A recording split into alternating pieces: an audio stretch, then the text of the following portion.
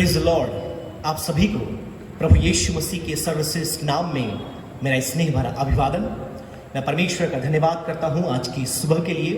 एक अद्भुत अवसर उसने हमारे जीवन में दिया कि उसके जीवित कलाम से हम वचन को सुने, और साथ में अपने वरिष्ठ पासवान डॉक्टर मैथ्यू के थॉमस, मैं उनका भी धन्यवाद करना चाहूँगा जिन्होंने ये अवसर मुझे दिया कि उसकी वचन की सेवा आज इस रविवार के दिन में मैं करने पाऊँ। और सचमुच आराधना में छुटकारा, एक बड़े आनंद और उल्लास का अनुभव, परमेश्वर की स्तुति, आराधना, उसके गीतों, उसके भजनों में हमें प्राप्त होता है। और आप देख पा रहे होंगे, इससे पहले कि वचन में जाऊं, आपके सामने यहाँ पावर पॉइंट लगा है और उद्देश्य, शीर्षक और जो आज का विषय है आपके सामने आपको दिखाई दे रहा है कि दुख, सताव, परेशानी, बीमारी, चुनौती आज जो पूरी दुनिया में फैली हुई है। यदि आप सुबह उठकर अखबार को पकड़ें और आप पन्नों को खोलें, आपको कुछ और नहीं परंतु एक बड़े दुख के बारे में, सताव, महामारी के बारे में आपको मालूम चलेगा जो पूरी दुनिया में व्यापक रीति से फैला हुआ है। यदि आप अखबार को बंद करें, आप न्यूज़ चैनल्स खोलें, आप टीवी खोलें, टेलीविजन पे आप देखें, आपको केवल हाहाकार और हर तरफ दुख पसरा हुआ है। यदि आप टेलीविजन को बंद करें, आप अपने मोबाइल फोन्स को खोलें, आपको वहां पर केवल इस प्रकार का एक दुख लोगों के जीवन में जो महामारी के रूप में आया आपको दिखाई देता है। यदि आप अपने चैट्स पर जाएं, व्हाट्सएप ग्रुप्स आप खोलें, प्रतिदिन औसत एक ग्रुप में 5 से 10 लोगों के मरने की खबर, कॉन्डोलेंस के मैसेजेस वहां पर आ रहे हैं। यदि आप इन बातों को छोड़ दें, बोले कि नहीं मुझे दुख की खबर नहीं सुननी, यदि आप किसी को फोन कॉल लगाएं, अपने प्रियों से, मित्रों से बात करें, तो उनके बीच में जो वार्तालाप है उसका एक ही विषय है और वो है महामारी या ये बड़ा दुख जो दुनिया में आ पहुंचा है।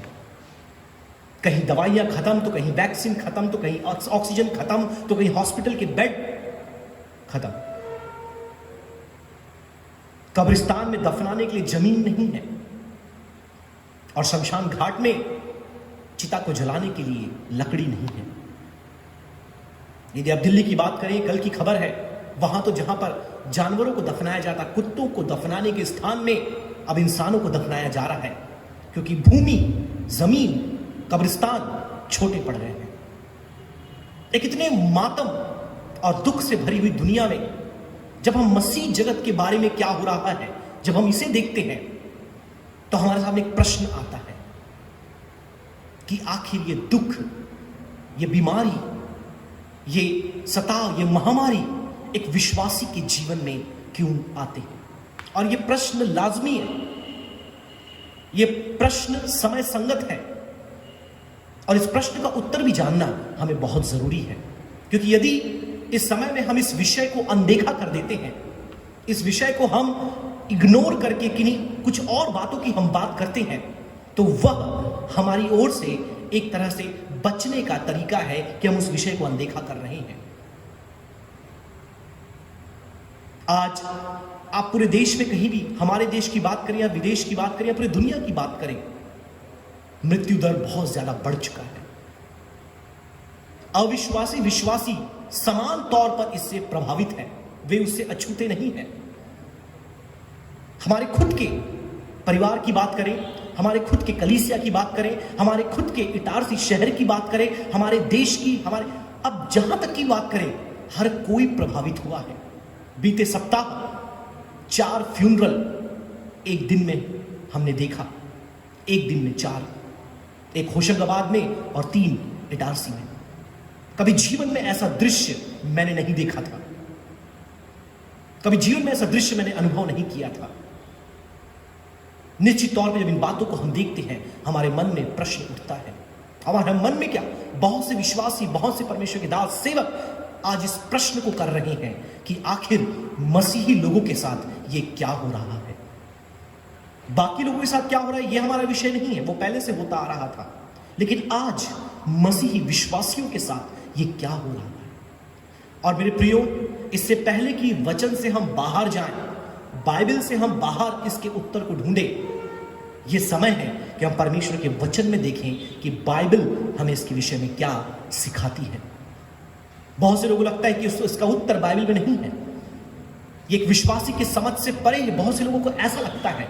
लेकिन आज मेरे प्रियो, जो समय परमेश्वर ने हमें दिया है, उसके अधीनता में बने रहकर कुछ बातें मैं आपको दुख, सताव और ये सफरिंग के बारे में बताना चाहूंगा। इसमें लिखा है कि इस विषय को चुनने का संदर्भ ही आप देख सकते हैं in the context of corona virus. ये जो कोरोना वायरस या संक्रमण की महामारी है, उसके संदर्भ में हम इस विषय को समझने का प्रयास करेंगे। तो बिना समय गवाए आइए हम बड़ी शीघ्रता से बढ़ते हैं कुछ प्रश्नों की ओर जो हमने देख लिया है कि आखिर दुख क्यों आता है, धर्मी के जीवन में दुख क्यों आते हैं, मसीह विश्वासी क्यों दुखों से होकर के जाते हैं। अब इससे पहले कि हम इस विषय में आगे बढ़ें, ये 3 प्रश्न हमें पूछना बहुत जरूरी है कि क्या बाइबल हमें एक पेनलेस लाइफ का वायदा देती है? क्या बाइबल हमें ऐसा वायदा देती है कि आपके जीवन में कोई दर्द नहीं होगा? दूसरी बात, does Bible promises a diseaseless life? क्या बाइबल हमें एक बीमारीहीन जीवन देने का वायदा करती है? तीसरी बात, does Bible promise a deathless life? क्या बाइबल हमें मृत्युहीन जीवन देने का वायदा करती है? ये 3 बातों को ध्यान में रखिए। इस संदेश के अंत में हम इसके उत्तर को देख पाएंगे। फिर आगे प्रश्न ये भी आता है, जब इस महामारी को, इस बड़ी आपदा को हम दुनिया में देखते हैं, प्रश्न हमारे अंदर ये उठता है कि परमेश्वर कहां है इन सारी बातों के बीच में? वो तो दयालु, अनुग्रहकारी, करुणा से भरा परमेश्वर है। जब ये बातें हो रही है तो परमेश्वर कहां है? Where is God? What is God's plan? परमेश्वर की योजना क्या है तुम्हारे लिए? हानि की नहीं परंतु लाभ की। इन सारी बातों से परमेश्वर कौन सा लाभ निकालना चाहता है? क्या उसे परवाह नहीं? Is God not concern about me? क्या परमेश्वर को मेरे विषय में कोई परवाह नहीं है कि मेरे जीवन में क्या हो रहा है, मेरे परिवार में क्या हो रहा है, मेरे कलीसिया में क्या हो रहा है? हमने बहुत से कलीसिया के विश्वासियों को बीते दिनों देखा दर्द में, तकलीफ में, वेदना में, परेशानी में, और इन सारी बातों को सोचकर मन में यह विचार आता है कि क्या परमेश्वर है? क्या सचमुच परमेश्वर अस्तित्व में है कि केवल केवल एक मन घड़न कहानी है, एक मन घड़न विचार है, या फिर सृष्टि करके सृष्टि को उसने भुला दिया, लाइक एग्नोस्टिक्स? इससे पहले कि इन प्रश्नों के उत्तर को देखिए, हमें यह समझना पड़ेगा कि सफरिंग, दुख अपने आप में क्या है। कुछ शब्द यहां पर मैंने दिए हैं परिभाषित करने के लिए। प्रॉब्लम्स और स्ट्रगल्स, जीवन में आने वाली समस्या, संघर्ष कई बार हमें दुख देते हैं, हमारे जीवन में सफरिंग लाते हैं। कई बार जो दर्द हमें होता है, वेदना हमें होती है, उसके कारण हमारे जीवन में हम दुख से होकर जाते हैं। फिर बीमारी कई बार हमारे जीवन में आ जाती, जैसे आज के संदर्भ की बात करें तो यह बीमारी, रोग ही एक सबसे बड़ा दुख का कारण है इस परिवेश में। अंततः मृत्यु, जो इन सारी बातों की पराकाष्ठा है, सबसे ऊपर अंततः दुख का कारण जब कोई अपना प्रिय या हम खुद मृत्यु को प्राप्त हो जाते हैं। अब ये दोनों है, ये शारीरिक भी है और ये मानसिक भी है। कई लोग शारीरिक दर्द से होकर ना जाए, दुख से होकर ना जाए, लेकिन मानसिक दुख और दर्द से वो होकर जाते हैं। That is called mental suffering और साइकोलॉजिकल सफरिंग। जब किसी अपने को आपने खो दिया, आपको शारीरिक पीड़ा नहीं हुई, लेकिन आपको एक मानसिक, एक मनोवैज्ञानिक पीड़ा आपको हुई अपनों को खोने का। इससे पहले कि हम देखें कि यह दुख के क्या क्या पहलू पाए जाते हैं, क्या बाइबल में दुख पाया जाता है? क्या मसीही लोगों के जीवन में दुख हमें दिखता है जो बाइबल में थे? परमेश्वर के दास, परमेश्वर के भक्त, परमेश्वर के जन। तो दोनों नए और पुराने नियम से एक एक उदाहरण मैं आपको दूंगा, क्योंकि समय हमारे पास उतना नहीं है कि और भी उदाहरणों को हम देखें। तो सबसे पहला उदाहरण आप देखिए, पुराने नियम में आप एलीशा का देख सकते हैं। आप जानते हैं एलीशा एक दुगना अभिषेक पाया, परमेश्वर का दास था, नबी था, जिसके पास एलिया में जितना अभिषेक था उसका दुगना अभिषेक था। बीमारियों को चंगा करने में, अद्भुत चमत्कार करने में, चिन्ह और इस प्रकार से कई आश्चर्य कर्मों को दिखाने का उसके अंदर परमेश्वर का अभिषेक था। लेकिन देखिए दूसरा राजा 13 अध्याय उसकी 14 आयत में क्या लिखा है। आपके स्क्रीन पर आपको दिख रहा होगा, वहां लिखा है, और एलीशा को वह रोग लग गया जिससे वह मरने पर था।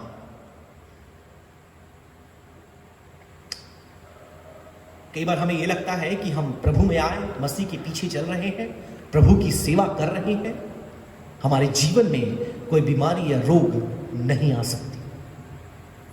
लेकिन दुगने अभिषेक पाए, दुगने चमत्कार किए, एलिया से ज्यादा उसने अद्भुत कार्य और चमत्कार किया। एक ऐसे व्यक्ति के जीवन में आप देखिए, एक ऐसा रोग उसे लग गया जिससे वह मरने पर था। और यदि आप अंग्रेजी का अनुवाद पढ़े, वहां लिखा है, now Elisha was fallen sick of his sickness where of he died. वो मर गया, मरने पर था नहीं, वो मर गया इस बीमारी के द्वारा।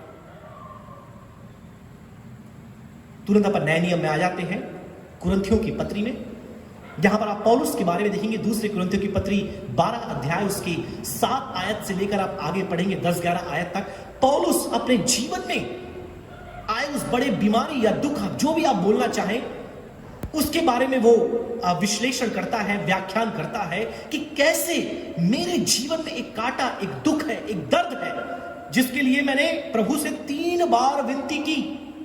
कितने बार विनती की? 3 बार परमेश्वर से प्रार्थना की।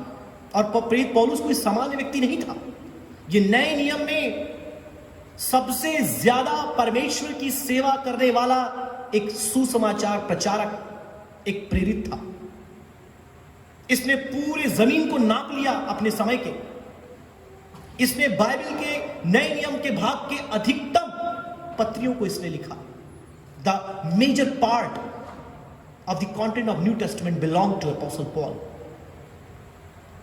और उसके जीवन में आप देखिए, एक दुख, एक सफरिंग, एक वेदना थी।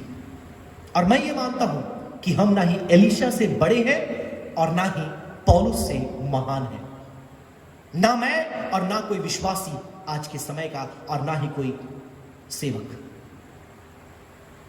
और आज आप देखिए, वचन हमें बताता है कि इन दोनों के जीवन में पीड़ा, बीमारी, परेशानी, दुख और मृत्यु आई। और पौलुस के बारे में और दिख पड़ेंगे तो आपको और भी आयतें मिलेंगी जिसमें वो व्याख्यान करता है कि कैसे गरीबी, महामारी, भूख, तंगी और नंगाई और अलग अलग प्रकार के सांसारिक पीड़ाओं से वो होकर के गया। तो सबसे पहली बात प्रियो, ये दुख या ये सफरिंग जो है उसके विषय में सबसे पहली बात, द प्रोफेसी ऑफ सफरिंग। सबसे पहली बात ध्यान से सुनिए, आपके सामने दिख रहा है, दुख की भविष्यवाणी। अब आप ये बोलेंगे, आज तो बहुत सी भविष्यवाणियां सुनने मिलती है, लेकिन एक दुख की भविष्यवाणी की बात आप कैसे कर रहे हैं? राइट? एक भविष्य वक्तिन थी, उनका नाम मैं लेना नहीं चाहूंगा, लेकिन आप समझ जाएंगे जब मैं उसके बारे में बताऊंगा।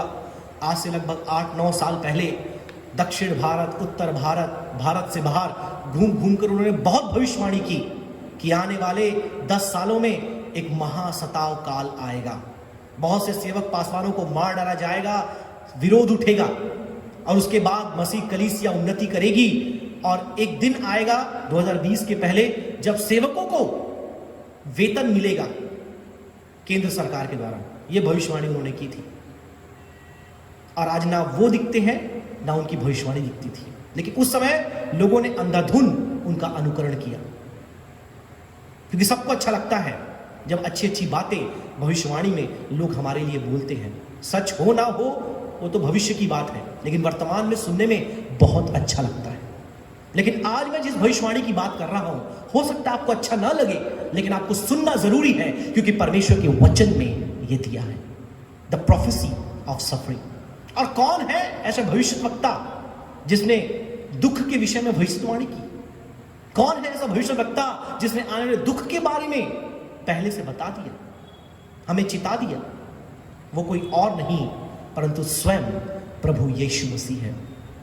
The Lord Jesus Christ had predicted, और for the matter of this issue prophesied, that there will be a great suffering. एक बड़ा सताव, दुख, बीमारी, विपत्ति तुम्हारे जीवन में आएगा यदि तुम मेरे पीछे चलोगे। बहुत आश्चर्य होगा आपको सुन करके, कुछ लोगों के लिए हो सकता है कि विषय पहली बार सुन रहे होंगे, लेकिन यही परमेश्वर के वचन का सत्य है। स्वयं प्रभु यीशु मसीह ने यह भविष्यवाणी की कि आने वाले दिनों में मेरे प्रियो एक ऐसा समय आएगा जब तुम बीमारियों से, सताव से, दुख से और मृत्यु से होकर के जाओगे। कुछ आयतें हम पढ़ेंगे उसमें से, जैसे कि यूहन्ना 16 में आप देखिए, उसकी 33 आयत में यीशु मसीह क्या बोलते हैं, मैंने ये बातें तुमसे इसलिए कही है कि तुम्हें मुझ में शांति मिले, तुम्हें मुझ में शांति मिले, संसार में तुम्हें क्लेश होता है। For you shall have tribulation in this world. तो इस दुनिया में जो लोग हैं और जिन्होंने यीशु के पीछे चलने का निर्णय लिया है, यीशु मसीह ने खुद कहा है कि तुम्हें क्लेश से होकर के जाना पड़ेगा, तुम्हें सफरिंग से, दुख से होकर के जाना पड़ेगा। आज लोग आश्चर्य कर रहे हैं कि इतना बड़ी विपत्ति कैसे आ गई मसीही लोगों के ऊपर, लेकिन बाइबल पढ़ने वाले आश्चर्य नहीं करेंगे, बाइबल को जानने वाले आश्चर्य नहीं करेंगे। धर्म विज्ञान जो बाइबल पर आधारित है उसको समझने वाले आश्चर्य नहीं करेंगे। आश्चर्य वही करेंगे जिन्होंने आधा सुसमाचार सुना है। हम आगे जाएंगे, आधा सुसमाचार और पूरा सुसमाचार क्या होता है उसे भी हम देखेंगे, प्रभु ने अगर अनुमति दिया समय का तो। फिर आप आगे बढ़ेंगे, लूका 14:26 में यीशु ने क्या कहा, यदि कोई मेरे पास आए और अपने पिता, माता, पत्नी, लड़के बाल और भाई बहन, बहन सब सारे लोगों को अप्रिय न जाने तो वह मेरा चेला नहीं हो सकता। क्योंकि जो कोई अपने प्राण को बचाना चाहेगा वह उसे खोएगा, परंतु जो कोई मेरे लिए अपना प्राण खोएगा वह उसे बचाएगा। यीशु के पीछे चलने का मतलब इस शास्त्र भाग को आप पढ़ेंगे, वह अपने क्रूस को उठाने के बारे में बोलता है, अपने क्रूस को। और क्रूस एक दुख, दर्द, वेदना, अलगताई का प्रतीक है। यीशु मसीह ने कहा, ये तुम मेरे पीछे चलना चाहते हो, तुम सुनहरे सपने ना देखो, लेकिन तुम अपने क्रूस को उठाओ और मेरे पीछे चलो। क्योंकि तुम्हारे जीवन में बीमारी, तकलीफ, दुख, वेदना आएंगी, तुम्हारे अपने तुम्हें छोड़ देंगे, इसलिए लिखा है अपने माता पिता, भाई बहन सबको। क्योंकि जब तुम यीशु के पीछे चलोगे तुम्हारे अपने तुम्हें छोड़ेंगे, दुख, तकलीफ, वेदना तुम्हारे जीवन में आएगी। मरकुस 13:13, और मेरे नाम के कारण सब लोग तुमसे बैर रखेंगे। ये दुनिया आपसे बैर रखेगा, ये संसार आपका विरोध करेगा। जो पड़ोसी आपसे मीठी मीठी बातें करते हैं अपने दिल में, आपके लिए वो बैर, ईर्ष्या रखेंगे। कारण कुछ और नहीं, लेकिन आपका यीशु के पीछे चलने का चुनाव। जब आपने यीशु को अपनाया, ये दुनिया आपकी शत्रु बन गई और आप यीशु के प्रिय बन गए। क्योंकि ये दुनिया यीशु की और परमेश्वर की शत्रु है, और जो यीशु के पीछे जाता है वह उससे शत्रुता करती है। पर जितने, 2 तिमोथी 3:12, पर जितने मसीह यीशु में भक्ति के साथ जीवन बिताना चाहते हैं वे सब सताए जाएंगे, वे सब दुख से होकर जाएंगे, वे सब पीड़ा से होकर के जाएंगे। सफर परसिक्यूशन। तो मेरे प्रियो, प्रभु यीशु मसीह ने स्वयं और नए नियम के कुछ लेखकों ने, पौलुस और पतरस ने पहले ही बता दिया कि अगर आप यीशु के पीछे चलना चाहते हैं आपके जीवन में दुख आएगा। अब वो किस रूप में आएगा वो हमारे हाथ में नहीं है, लेकिन यीशु के पीछे जो लोग चलेंगे उनके जीवन में दुख, suffering, problems will be there. बहुत ही शीघ्रता से दूसरे बिंदु की ओर बढ़ेंगे हम। The second point, from prophecy of suffering to the partnership in suffering. दुख की भविष्यवाणी से इस दुख में साझेदारी के बारे में हम देखेंगे कि आपने दुख की भविष्यवाणी तो कर दी, लेकिन इस दुख में आपके साथ कौन रहेगा। यह बहुत इंपॉर्टेंट है, क्योंकि आज जो ये महामारी हमारे जीवन में आई है, अपने भी आपको छू नहीं सकते, अपने भी आपको हाथ नहीं लगा सकते, आपको दवाई नहीं दे सकते, आपको उठाकर कहीं रख नहीं सकते। कल का वीडियो और फोटो और न्यूज बहुत वायरल हुआ। एक बुजुर्ग व्यक्ति अपनी पत्नी को साइकिल में, जिसकी मृत्यु हो चुकी थी, लाद करके लेकर जा रहा था। लोग वीडियो और फोटो बना रहे थे, लेकिन जाकर कोई उन्हें मदद नहीं कर रहा था। यदि आप मुझसे पूछेंगे लोगों की गलती, तो मैं बोलूंगा नहीं, क्योंकि लोग इसलिए नहीं छोड़ रहे कि अगर उसे कोरोना वायरस हुआ तो जो मदद करने वाला है वह भी संक्रमित हो जाए। सब वीडियो फोटोज बना रहे हैं, डेड बॉडी को उसने साइकिल में रखा है और वो लेकर के जा रहा है। एक माता अपने बेटे को जो कोरोना वायरस से संक्रमित है ऑटो में रखी है, ऑक्सीजन नहीं है उसके पास, अस्पताल में बेड खाली नहीं है, और अपने होठों से उसके मुंह में सांस फूंक रही है कि ये जीवित हो जाए। जब आप दुख से होकर के जाएंगे मेरे प्रियो, जब आप बीमारी और वेदना से होकर के जाएंगे, आपके साथ कोई नहीं होगा, आपके संग कोई नहीं होगा, और कोई चाहकर भी आपके साथ नहीं आ सकता। लेकिन परमेश्वर का वचन हमें कुछ बताता है कि आपके दुखों में कोई है जो आपके साथ होगा, और वो कोई और नहीं परंतु स्वयं प्रभु यीशु मसीह। क्योंकि जिस मार्ग से आज आप होकर के जा रहे हैं, उस मार्ग पर वो चल चुका है। आप जिस दुख के जूते को आज पहन करके कांटों पर चल रहे हैं, वह उन जूतों को पहन चुका है। आज जिस बीमारी, जिस रोग से आप होकर जा रहे हैं, उसने अपने जीवन में उसकी वेदना को सहन किया है। कुछ आयतें हम पढ़ेंगे परमेश्वर के कलाम से। इतनी आयतें मैंने पहले कभी भी अपने किसी भी संदेश में नहीं डाली। ये पहला मेरा संदेश है।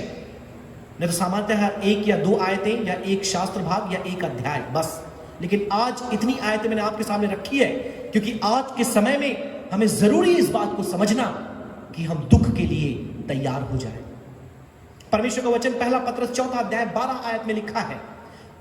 पतरस जो प्रेरित है ये बताता है, हे प्रियो, जो दुख रूपी अग्नि तुम्हारे परखने के लिए तुम में भड़की है, इससे यह समझकर अचंभा न करो कि कोई अनोखी बात तुम पर बीत रही है। मैंने अभी आपसे कहा था, बहुत से मसीही लोग, यहां तक कि बहुत से सेवक आज इस प्रश्न को उठा रहे हैं कि आखिर ये महामारी क्यों आ गई, आखिर इतने मसीही लोग क्यों मर रहे हैं, आखिर इतने सेवक इससे प्रभावित क्यों हो रहे हैं।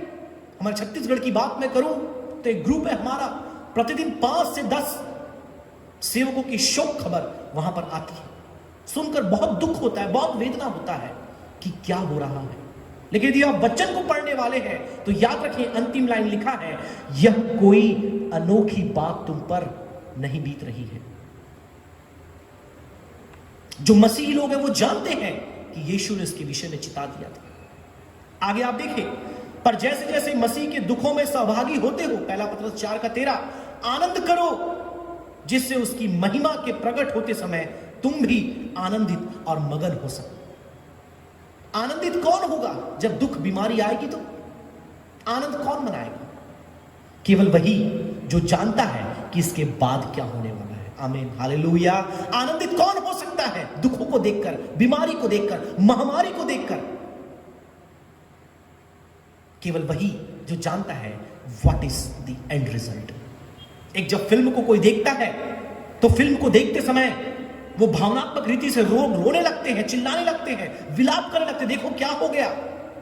लेकिन जिसने उस फिल्म को बनाया है, जो उसके एंड को जानता है, वो पीछे बैठे हंस रहा होता है, अरे अंत में देखो अभी क्या होने वाला है। लेकिन परमेश्वर का वचन मेरे प्रियो न केवल वर्तमान लेकिन भविष्य के बारे में बताता है। इसलिए दूसरे कुरिन्थी 4:8 में प्रेरित पौलुस कहता है, हम चारों ओर से क्लेश तो भोगते हैं पर संकट में नहीं पड़ते, निरुपाय तो हैं पर निराश नहीं होते।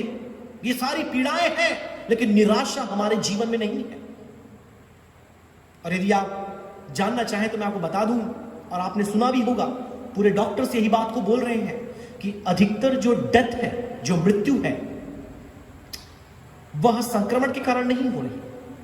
अधिकतर मृत्यु यदि हो रही है तो वह स्ट्रोक के कारण, भय के कारण हो रही है। हार्ट स्ट्रोक जो भय के कारण हो रहा है।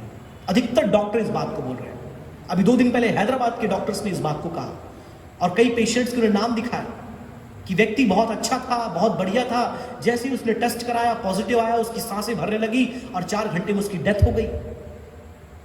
दूसरा व्यक्ति घर में अच्छा था, जैसे ही उसे अस्पताल ले गए, यहां डेड बॉडी, वहां डेड बॉडी, वहां डेड बॉडी, उसने देखा वो सांसें भरने लगी और फिर उसकी डेथ हो गई। ऐसी खबरों की पूरी सूची आपके सामने आपको दिखाई दे सकती, जो संक्रमण के कारण नहीं, पर उस संक्रमण से होने वाले भय के कारण मृत्यु हो रही है। क्योंकि निराशा, डर, मायूसी लोगों के जीवन को जकड़ लिया है। जैसे मैंने बताया, चाहे आप मोबाइल खोलें, अखबार खोलें, टीवी खोलें, लोगों से बात करें, सड़क में निकल जाए, आपको केवल एक ही बात दिखेगी, महामारी, मृत्यु, बीमारी और हाहाकार। और जब इन बातों को आप अपने अंदर डालते हैं, आपका मन उसको इंटरप्रेट करता है और आपको डरा देता है। और खासकर उन्हें जिन्हें परमेश्वर के वचन का ज्ञान नहीं है। इसलिए प्रेरित पत्रस इस बात को कहता है कि तुम आनंद करो, तुम आनंद करो, क्योंकि तुम जानते हो कि आगे क्या होने वाला है। लेकिन ये संसार के लोग नहीं जानते, उनके लिए मृत्यु जिंदगी का अंत है। आगे पढ़ेंगे 2 कुरिन्थी 4:14, क्योंकि हम जानते हैं जिसने प्रभु यीशु को जिलाया वही हमें भी यीशु में भागी जानकर जिलाएगा और तुम्हारे साथ अपने सामने उपस्थित करेगा। यह एक ऐसी आशा है प्रियो, पुनः जीवित या पुनः जीवन जो परमेश्वर हमें देगा महिमामय, जब हमें उस वस्त्र को धारण करना पड़ेगा और वो महिमामय शरीर हमें दिया जाएगा। उस धन्य आशा के साथ हम यीशु के संग सहभागी होंगे, क्योंकि हमने ना केवल उसकी महिमा में शामिल होना है, लेकिन उसके दुख में भी हमें शामिल होना है। फिलिपी 3:10 में लिखा है, और मैं उसको और उसके मृत्युंजय की सामर्थ को और उसके साथ दुखों में सहभागी होने के मर्म को जानूं। उसके साथ दुखों में सहभागी होने के मर्म को मैं जानूं और उसकी मृत्यु की समानता को मैं प्राप्त करूं। देखिए, परमेश्वर का दास प्रेरित पौलुस इस पत्री को लिखता है। वो कहता है कि मैं ना केवल उसके उस आशीष, उसके बरकत, उसके अनुग्रह का मैं अनुभूति करूं, लेकिन उसके मैं दुख के मर्म में सहभागी हो पाऊं, उसे जान पाऊं।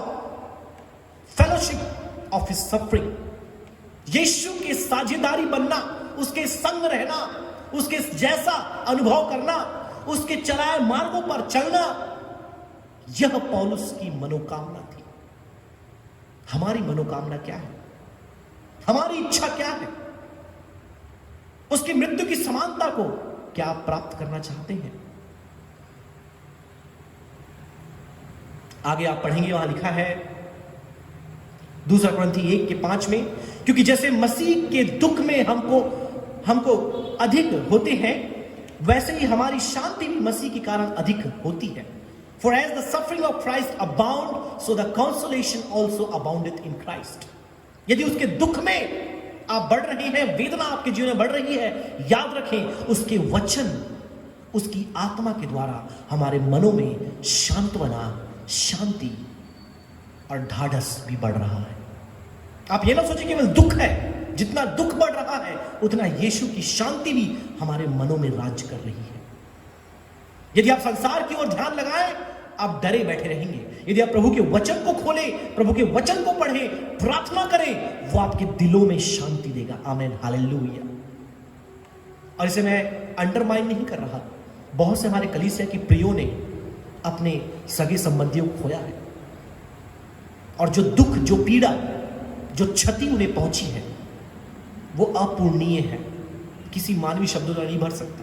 लेकिन प्रभु का वचन, इससे जो आशा, इससे जो शांति हमें मिलती है, केवल वही हमारी क्षति पूर्ति कर सकते हैं। 2 कुरिन्थी 1:8 में लिखा है, हे भाइयों, हम नहीं चाहते कि तुम हमारे उस क्लेश से अनजान रहो जो आसिया में हम पर पड़ा, कि ऐसे भारी बोझ से दब गए थे जो हमारी सामर्थ से बाहर था, यहां तक कि हम जीवन से भी हाथ धो बैठे थे। In so much that we despaired even of life. Yeshu के चेले, उसके जो प्रेरित थे, उन सब ने अपने जीवन को खो दिया। किसके लिए? यीशु के लिए। इसलिए प्रेरित पौलुस बात बता रहा है, मैं नहीं चाहता कि तुम इससे अनजान रहो कि किन दुखों से, किन पीड़ाओं से, किन तकलीफों से विश्वासी होकर के जा रहे हैं, सेवक होकर के जा रहे हैं। ये कोई नई बात नहीं है। जो पीड़ा, बीमारी, तकलीफ आज मसीह जगत में आई है, ये प्रेरित पौलुस के दिनों से चला आ रहा है।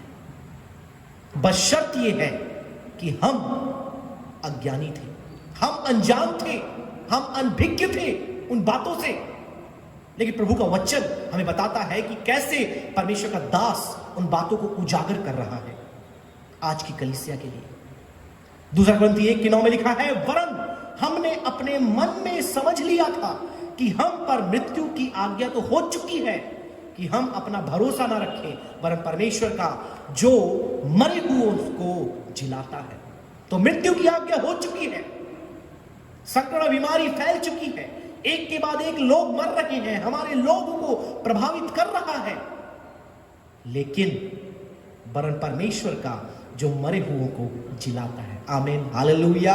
अगर आज मृत्यु प्रभुता कर रही है, एक दिन आएगा जब जीवन प्रभुता करेगा। Praise the Lord. जब परमेश्वर अपनों को मृतकों में से जीवित करेगा। तीसरी बात, ना केवल दुख की भविष्यवाणी यीशु ने की, लेकिन उन दुखों में यदि हम किसी के साझेदार हैं, कोई हमारे साथ है, वो है प्रभु यीशु मसीह। क्योंकि उन अनुभवों से वो खुद होकर गया और आज हम भी होकर जा रहे हैं। और जब हम उसमें से जा रहे हैं, उसकी शांति हमारे साथ है, उसकी उपस्थिति हमारे साथ है। So from prophecy of suffering to the partnership in suffering. Then the third point, तीसरा बिंदु, पर्जिंग थ्रू सफरिंग, दुख के द्वारा शुद्धता। और आज बहुत से परमेश्वर के दास इस बात पर जोर दे रहे हैं कि ये जो महाविपत्ति काल आया है, परमेश्वर अपनी कलीसिया को शुद्ध बना रहा है। परमेश्वर अपनी कलीसिया को पाक बना रहा है, अपनी निकटता में उसे खींच रहा है। और सैकड़ों गवाहियां हमने पूरे देश और दुनिया से सीखा, देखा कि कैसे इस लॉकडाउन के दौरान, इस तालाबंदी के दौरान कई लोग प्रभु की निकटता में बढ़ गए, कई लोग प्रभु की करीबी में, समीपता में आ गए। और परमेश्वर के दास पास्टर विल्सन ने भी 2 सप्ताह पहले संदेश को दिया कि परमेश्वर की समीपता में हमें क्या कुछ मिलता है। और आप देखिए, आज परमेश्वर अपनी कलीसिया को शुद्ध कर रहा है। सफरिंग के द्वारा शुद्धता, पवित्रता आज हमारे जीवन में आ रही है। अब कैसे, आप पूछेंगे। आप परमेश्वर के वचन को यदि देखें, रोमियो की पत्री, समय बहुत कम है, 5वां अध्याय, उसकी 3री आयत, वहां लिखा है, केवल यही नहीं वरन हम क्लेशों में भी घमंड करें, यही जानकर कि क्लेश से धीरज और धीरज से खरा निकलना और खरे निकलने से आशा उत्पन्न होती है। आज लोग आशाहीन क्यों हैं? आज लोग निराशा में क्यों हैं? क्योंकि वह दुख के मर्म को नहीं समझ पाए। लेकिन वचन में क्या लिखा है? दुख से हमें, क्लेशों से हमें क्या मिलता है? धीरज मिलता है। धीरज से हमें क्या मिलता है? हम खरे बनते हैं। इंग्लिश में लिखा है the patience, experience and hope. और उस खरा निकलने के द्वारा आपके जीवन में आशा उत्पन्न होती है, वो धन्य आशा जो प्रभु यीशु मसीह के आगमन की है। रोमी 5 उसके 5 में लिखा है, और आशा से लज्जा नहीं होती, क्योंकि पवित्र आत्मा जो हमें दिया गया है, उसके द्वारा परमेश्वर का प्रेम हमारे मनों में डाला गया है। आज लोगों को लज्जा क्यों हो रही है? मैं आपको बताऊं, बहुत से लोग प्रेयर रिक्वेस्ट भी नहीं देते, बहुत से लोग बताना भी नहीं चाहते। बहुत से लोगों को लगता है मेरे जीवन में बीमारी आ गई है, मैंने सचमुच कुछ पाप या कुछ गलत किया है, मेरे प्रिय मर गए या कोई और मर गया। हम कमेंट कर देते हैं, जरूर इसने बहुत पाप किया होगा ना, इसलिए मर गया। ये रोग आया ना इसके ऊपर, सचमुच ये इसके पापों का घड़ा भर गया था और वो फूट गया। हम सब यही बोलते हैं, राइट? मैक्सिमम लोग आप देखिए, अगर मुंह से ना बोले, मन में यही सोचते हैं, दूसरे को बीमारी में, दुख में, तकलीफ में देख करके। लेकिन वचन में क्या लिखा है? लज्जा नहीं होती इन दुखों को अपने जीवन में आते देखकर। क्यों नहीं होती? क्योंकि पवित्र आत्मा जो हमें दिया गया है, आमीन, हालेलुया। पवित्र आत्मा की यदि कमी है, यदि आपके जीवन में पवित्र आत्मा की अनुपस्थिति है प्रियो, यदि पवित्र आत्मा आपके जीवन में सक्रिय नहीं है, यदि पवित्र आत्मा आपके जीवन में क्रियान्वित नहीं है, आप लज्जा में, निराशा में, शर्मिंदगी में जीवन जी रहे हैं। क्योंकि पवित्र आत्मा आपके अंदर आपको बताता है कि ये दुख जो तेरे जीवन में आया है, तेरी शुद्धता के लिए, तेरे अंदर धीरज के लिए, तेरे अंदर एक धन्य आशा को उत्पन्न करने के लिए आया है, तुझे नाश करने के लिए नहीं आया है। और आज वो पवित्र आत्मा की कमी मेरे प्रियो हमारे देश, हमारी कलीसिया, हमारे विश्वासियों के अंदर देखा जा सकता है। पवित्र आत्मा की कमी, पवित्र आत्मा का अभाव, उसकी परिपूर्णता, उसकी भरपूरी की घटी आज लोगों के अंदर है।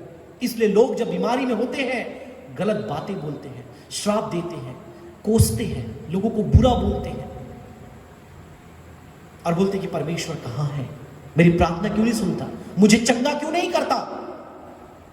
आपको चंगा करने से ज्यादा परमेश्वर आपके दृष्टिकोण को ठीक करना चाहता है। ध्यान से सुने, more than solving your problem, God is interested in correcting your perspective. आपके रोग, आपकी बीमारी, आपकी समस्या को आपसे दूर करने ज्यादा परमेश्वर आपकी सोच, आपके दृष्टिकोण को ठिकाने लगाना चाहता है। और वो कैसे कर रहा है? इन सारी बातों के द्वारा। आपके अंदर धीरज, आपके अंदर आशा, आपके अंदर लज्जा को हटाना, साथ में आपके अंदर पवित्र आत्मा की भरपूरी को देना। वो कब होगा? इन दुखों, इन आपदाओं, इन महामारी, इन बीमारियों के द्वारा। याकूब का पहला अध्याय उसकी दूसरी आयत में लिखा है, हे मेरे भाइयों, जब तुम नाना प्रकार की परीक्षाओं में पड़ो तो इसे पूरे आनंद की बात समझो, यह जानकर कि तुम्हारे विश्वास के परखे जाने से धीरज उत्पन्न होता है। तो ना केवल पौलुस परंतु याकूब भी यही बात कहता है कि आज धीरज की कमी हमारी कलीसिया में पाई जाती है, हमारे लोगों के बीच में पाई जाती है। और वो धीरज कब उत्पन्न होगा? जब वेदना से, दुख से, बीमारी से, तकलीफ से होकर के जाएंगे। और वो धीरज अंततः आशा को उत्पन्न करेगा। आज समय आ चुका है प्रियो कि हम अपने आप को जांचें कि क्या मेरे अंदर शुद्धता आई है। Am I being purged by the experiences of suffering in and around me? मेरे जीवन में, मेरे चारों ओर जो दुख का माहौल पसरा हुआ है, क्या उससे मेरे जीवन में शुद्धता, पवित्रता, पाकीज़गी आ रही है? यदि नहीं, मेरे प्रियो, समय होगा कि हम अपने जीवन को जांच लें। फ्रॉम प्रोफेसी ऑफ सफरिंग, आपने देखा द पार्टनरशिप इन सफरिंग, उस दुख में कौन किसके साथ हम साझेदारी रखते हैं, उस दुख की भविष्यवाणी किसने की, उसके बाद उस दुख में शुद्धता कैसे हमें मिलती है। यहां तक कि आप देखिए, भजनकार कहता है दाऊद कि जब मैं दंड में पड़ा, जब मुझे ताड़ना मिली, तब मैंने तेरी चितौनियों को सीखा। ना केवल नए नियम में, पुराने नियम में बहुत कुछ है, लेकिन समय नहीं, इसलिए बहुत सी आयतें मैंने आपके सामने नहीं रखी। लेकिन परमेश्वर का वचन यह सिखाता है कि इस दुख के द्वारा, इस विपत्ति के द्वारा परमेश्वर अपनी कलीसिया को पवित्र बना रहा है, अपनी आगमन के लिए तैयार कर रहा है। Fourth and the last point, चौथा और अंतिम बिंदु, द प्रोडक्ट ऑफ सफरिंग। क्या है इस दुख का फल? अंततः फल क्या निकलने वाला है इन सारी बातों को? हाँ, भविष्यवाणी भी हमने देख ली, इसमें साझेदारी भी हमने देख ली, इसमें हमने अलग अलग प्रकार से कैसे शुद्धता और कैसे पाकीज़गी परमेश्वर ला रहा है वो भी हमने देख लिया। लेकिन अब इसका फल क्या है, इसका उपज क्या है, इससे क्या निकल करके आने वाला है? परमेश्वर का वचन हमें बताता है महिमामय अनंत जीवन। आप सोचेंगे वो तो मैंने पानी का बपतिस्मा लेते ही मुझे मिल गया था, जब मैंने यीशु का नाम अंगीकार किया था मुझे तब मिल गया था। राइट, वहां से आपका अनंत जीवन शुरू हुआ था। लेकिन आगे का चैप्टर तो आपने पढ़ा ही नहीं। आगे का चैप्टर आप देखिए क्या लिखा है वहां पे, कुछ आयतों को हम पढ़ेंगे। प्रकाशित वाक्य 21 उसका 4, बहुत सुंदर आयतों में से बाइबल के ये एक शास्त्र भाग है, एक पैसेज है बाइबल की। सारी आयतें बहुत खूबसूरत है, बहुत सुंदर है, बहुत ही अच्छी है, लेकिन ये भाग बहुत ही प्रिय है। अब देखिए वहां क्या लिखा है, और वह उनकी आंखों से सब आंसू पोंछ डालेगा। यह नए यरूशलेम की बात हो रही है जो स्वर्ग से नीचे उतरेगा और सबके आंसू को वो पोंछ डालेगा, और इसके बाद मृत्यु न रहेगी। आज मृत्यु, मैंने कहा आज मृत्यु है, लेकिन इसके बाद वो मृत्यु नहीं रहेगी। आपने अपने प्रियो को खोया, आप दुख से, विलाप से और वेदना से होकर गए, आपकी आंखों से आंसू निकले, आपके आंसुओं को, आपके अश्रुओं को यीशु पोंछेगा। आमीन, हालेलुया। और वहां पर मृत्यु नहीं होगी, वहां पर कोई रोग, कोई बीमारी नहीं होगी, और ना शोक, न विलाप, न पीड़ा, और पहली सी बातें जाती रही। God will wipe away all tears from their eyes, and there shall be no more death, neither sorrow nor crying, neither shall there be any more pain, and the former things are passed away. पुरानी बातें बीत गई। ये है फल इन दुख से होकर जाना और स्थिर बने रहने वालों के लिए। ये है फल। आप सोच रहे हो क्या मिलेगा मुझे? क्योंकि मैं ये बातें इसलिए आपको बता रहा हूं क्योंकि दुख से होकर के जाना बड़ी बात नहीं है, परीक्षाओं से होकर के जाना बड़ी बात नहीं है, लेकिन उन दुख और परीक्षाओं की घड़ी में खरा उतरना बड़ी बात है। परमेश्वर को कोसे बिना, अपने धर्म विज्ञान को बिगाड़े बिना, अपने विश्वास को खोए बिना, अपने आपे को खोए बिना परमेश्वर में बने रहना, मेरे प्रियो, यह निर्धारित करेगा कि आप परीक्षा में पास हुए या फेल हुए, आप उत्तीर्ण हुए या अनुत्तीर्ण हुए। इसमें से होकर जाना आपको सफल नहीं बनाता, आपको पास नहीं करता, लेकिन आपने जब इस दुख, इस बीमारी, इस वेदना, इस महामारी में आप थे, आपका मनोभाव कैसा था? क्या आपके माथे पे प्रश्न चिन्ह था, या आप इजरायलियों के समान कुड़कुड़ा और बुड़बुड़ा रहे थे? यदि ऐसा है तो मेरे प्रियो, ये चेतावनी मैं आपको देना चाहूंगा, आप असफलता की ओर जा रहे हैं, आप विफलता की ओर जा रहे हैं, आप उस परीक्षा में असफल होने की कगार पर हैं। लेकिन आपके लिए अब भी एक आशा है, क्योंकि आप परमेश्वर के वचन को सुन रहे हैं। फिक्स योर पर्सपेक्टिव, अपने दृष्टिकोण को आप ठीक कर लें। करेक्ट योर थियोलॉजी, अपने धर्म विज्ञान को आप सुधार लें, इससे पहले कि बहुत देर हो जाए। कब वो मृत्यु आपके द्वार पर दस्तक देगी, कब वो वायरस? मेरे प्रियो, बीते 2 सप्ताह में मैं ऐसा यदि आपको बताऊं तो हमने केवल वायरस को छू करके हम निकले हैं। ऐसी स्थिति हमारे जीवन में है। जिससे हम मिले वो अगले दिन कोरोना वायरस संक्रमित हो गया, जिसके पास से हम गए वो अगले दिन संक्रमित हो गया। हमने जिसके लिए प्रार्थना की, मालूम चला कि वो हॉस्पिटल में वेंटिलेटर में पहुंच गया, ऑक्सीजन में पहुंच गया। कब वो संक्रमण आपके दरवाजे पर दस्तक दे, ना आप जानते हैं ना मैं जानता, लेकिन एक बात मुझे पता है कि एक दिन आएगा जब वो दुख, वो क्लेश हमारे जीवन से परमेश्वर दूर करेगा। ना वहां मृत्यु होगी, ना वहां विलाप होगा। रोमी 8:18 क्या कहता है? क्योंकि मैं समझता हूं कि इस समय के दुख और क्लेश उस महिमा के सामने जो हम पर प्रकट होने वाली है कुछ भी नहीं है। Praise the Lord, hallelujah. ये जो दर्द से हम होकर जा रहे प्रियो, जो इस दुख का फल निकलने वाला है, जो है महिमा में अनंत जीवन, उस महिमा के सामने ये कुछ भी नहीं। उस गौरव, उस जलाल के सामने ये कुछ भी नहीं है जिससे आप होकर जा रहे हैं। ये परमेश्वर का वचन कहता है। 2 कुरिन्थी 4:17, क्योंकि हमारा पल भर का हल्का सा क्लेश हमारे लिए बहुत ही महत्वपूर्ण है और अनंत महिमा उत्पन्न करता जाता है। यह हल्का सा क्लेश क्यों कहा गया आपको पता है? क्योंकि उस महिमा के सामने यह क्लेश कुछ भी नहीं है। वो जो आने वाली महिमा का भार है, उसके सामने इस वर्तमान समय की महामारी, रोग, मृत्यु, पीड़ा, आर्थिक तंगी, ये हल्के हैं, ये कुछ भी नहीं है। अगर तराजू में आप तौले, ये कुछ भी नहीं है। 2 कुरिन्थी 4:18, और हम तो देखी हुई वस्तुओं को नहीं वरन अनदेखी वस्तुओं को देखते रहते हैं, क्योंकि देखी हुई वस्तु थोड़ी ही दिन की है, परंतु अनदेखी वस्तुएं हमेशा के लिए बनी रहती है। हालेलुया।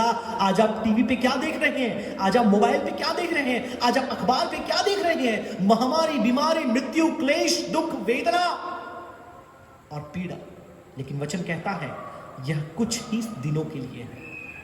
और जो बातें आप नहीं देख रहे, वो अनंत जीवन, वो स्वर्ग का जीवन, महिमामय जीवन, वो हमेशा हमेशा के लिए है, जो आपके लिए रखा है। Praise the Lord, hallelujah. जो मेरे लिए रखा है, आमीन।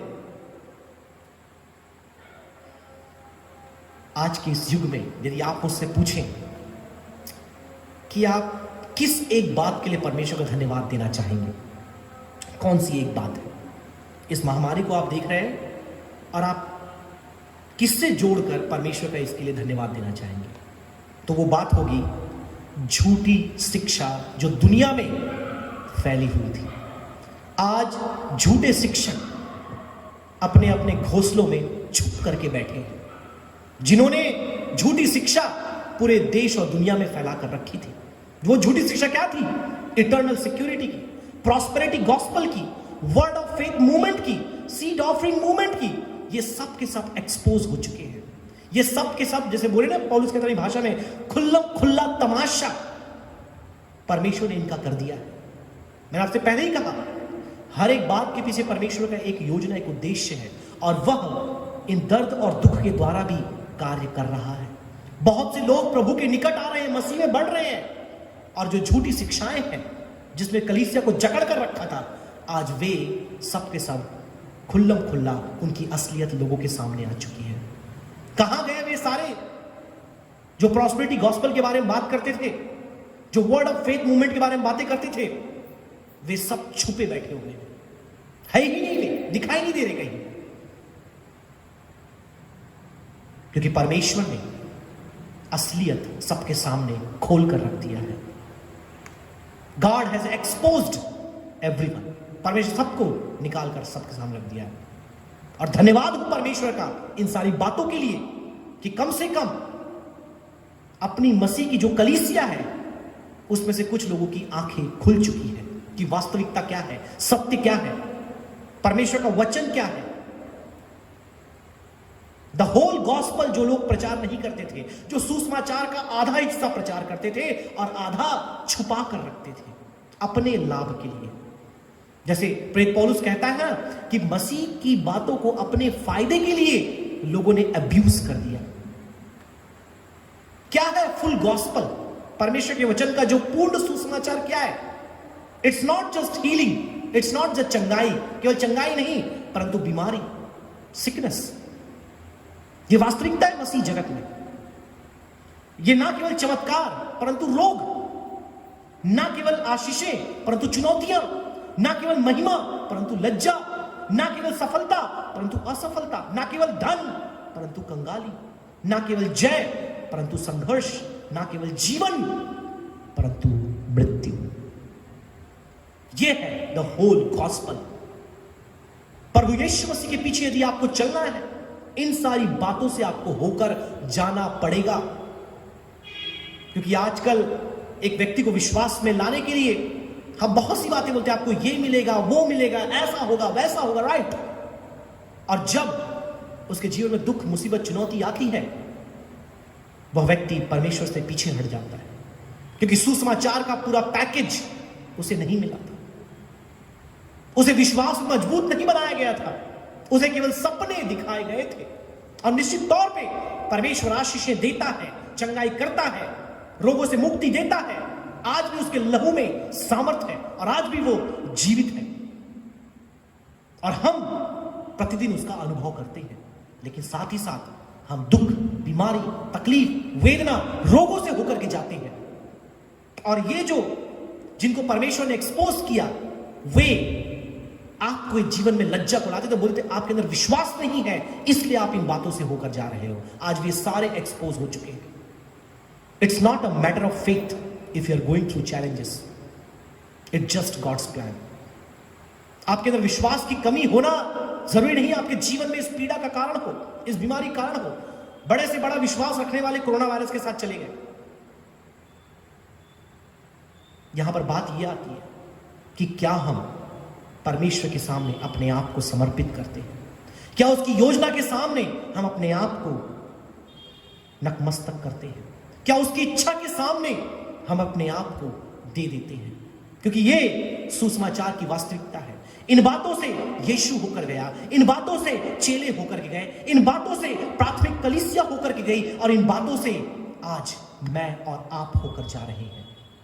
लेकिन दुख की बात यह है कि बहुत से लोगों को यह बात नहीं पता, इसलिए वो आश्चर्यचकित होकर यह प्रश्न कर रहे हैं कि मसीही जगत में क्या हो रहा है। इसलिए पतरस ने कहा, मैं नहीं चाहता कि तुम इन बातों से अनजान रहो। आइए उन प्रश्नों का उत्तर देके आज के संदेश को समाप्त करेंगे। मैंने प्रश्न किया था, क्या बाइबल में एक दर्दहीन जीवन का वायदा किया गया है कि जो यीशु के पास आएगा उसके जीवन में दर्द नहीं होगा? हां, यदि आप शारीरिक दर्द की बात करें तो वायदा नहीं दिया गया है, लेकिन एक वायदा दिया गया है कि उस अनंत काल के दर्द से आपको छुटकारा मिलेगा, जो है नरक। दूसरी बात, यदि आपके जीवन में क्या यह वायदा आपको दिया गया है कि आपको बीमारी या रोग से मुक्त जीवन मिलेगा, आपके जीवन में कोई बीमारी नहीं आएगी जब यीशु के पास आप आओगे? मैं कहूंगा नहीं, बीमारी रोग आपके जीवन का अंग है, लेकिन एक बीमारी जो है पाप, जो अनंत रोग है, उससे आपको छुटकारा मिलेगा, बाइबल बोलती है। आमीन, हालेलुया। ना केवल उस अनंत दर्द से जो नरक का जीवन है, परंतु उस अनंत रोग से जो पाप है, उन दोनों से आपको छुटकारा प्रभु यीशु मसीह देता है। तीसरी बात, क्या बाइबल आपको एक मृत्युहीन या एक ऐसा जीवन जो अविनाशी हो, क्या इसका वायदा देती है? अगर शारीरिक जीवन की बात करें तो नहीं, हर किसी को इस मरणहार शरीर को, नश्वर देह को त्यागना है, चाहे किसी बीमारी के द्वारा या किसी दुर्घटना के द्वारा, किसी और बातों के द्वारा। लेकिन क्या बाइबल वायदा करता है जीवन का? Yes, the Bible promises freedom from the second death.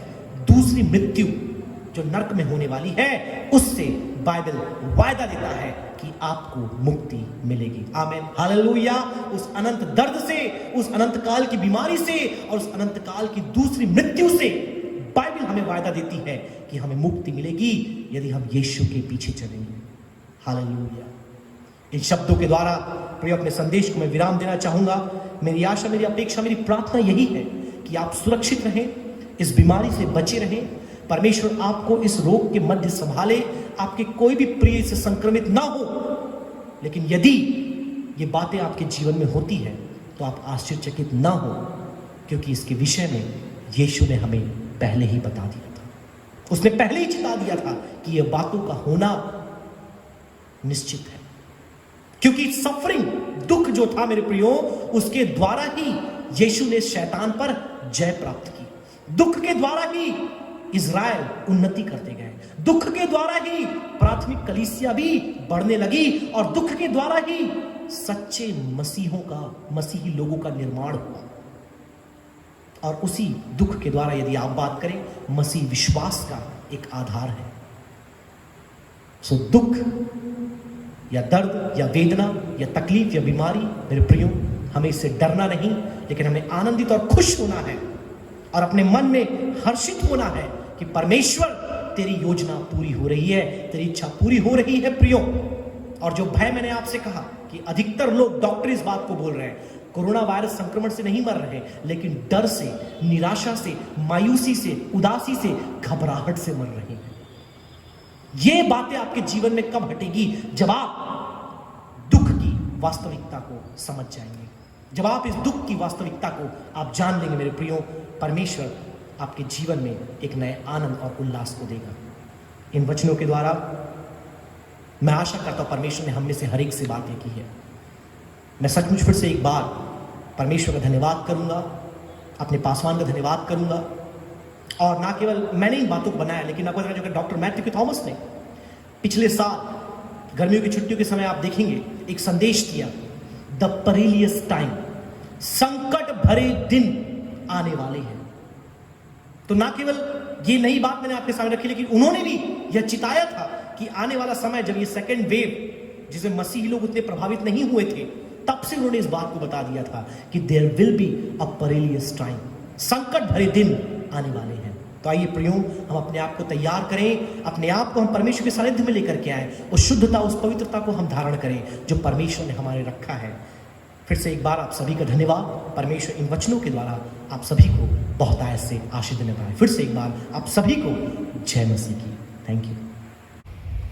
आइए अंतिम प्रार्थना में हम जाए। धन्यवाद धन्यवाद देते हो परमेश्वर तेरे चरणों के पास तेरे धन्यवाद देते परमेश्वर। धन्यवाद देते इस दिन के लिए परमेश्वर कि तूने जिंदों की जमीन पे भला चंगा रखा परमेश्वर। बहुत से लोग तो ये दिन नहीं देख पाए लेकिन तेरा अनुग्रह हमारे लिए काफ़ी है परमेश्वर। धन्यवाद के साथ हम प्रार्थना करते हैं पास्टर निखिल राजपूता ने परमेश्वर जो भी तेरे वचन में से बोला परमेश्वर कि परमेश्वर आज की दुनिया में अगर हम देखें तो कितना दुख परेशानी निराशा में है लेकिन उन सब से हमको निकलना है तो उसमें हमें तेरी सहायता और तेरा अनुग्रह चाहिए परमेश्वर। उन सब से निकल के परमेश्वर तूने जो परमेश्वर तेरे राज्य में हमें जो मुकुट रखा है परमेश्वर वो हम प्राप्त कर सके। धन्यवाद देते परमेश्वर दे गए वचन के लिए परमेश्वर तेरे दास को परिवार को तू आशीष कर। धन्यवाद देते परमेश्वर जोड़ो ये सारे प्रिय भाई बहन परमेश्वर उन सब की जो भी प्रार्थना विनती है परमेश्वर वो सब तेरे हाथों में रखते परमेश्वर। आराधना करने वाले प्रिय भाइयों को और परमेश्वर बजाने वाले परमेश्वर तेरे दास को परमेश्वर और साथ ही प्रार्थना करते परमेश्वर हमारे प्रेसिडेंट और मैम परमेश्वर हमसे दूर पाए जाते लेकिन वो तेरे निकट है परमेश्वर। हमेशा तेरा अनुग्रह उन पर बनाए रख और परमेश्वर प्रार्थना करते शुरू से लेकर अब तक परमेश्वर तेरा अनुग्रह हमारे साथ रहा। धन्यवाद देते सारा आदर में तुझको देते तेरे प्यारे बेटे हमारा उद्धार करता प्रभु यीशु के नाम से मांगते हैं आमीन आमीन आमीन। हालेलुया। परमेश्वर पिता का प्रेम प्रभु यीशु मसीह का अनुग्रह पवित्र आत्मा की संगति और सहभागिता हम सबों के साथ प्रभु यीशु मसीह के दोबारा आगमन तक होती रहे। सब मिलकर बोले आमीन। प्रभु आप सभी को आशीष देने पाए।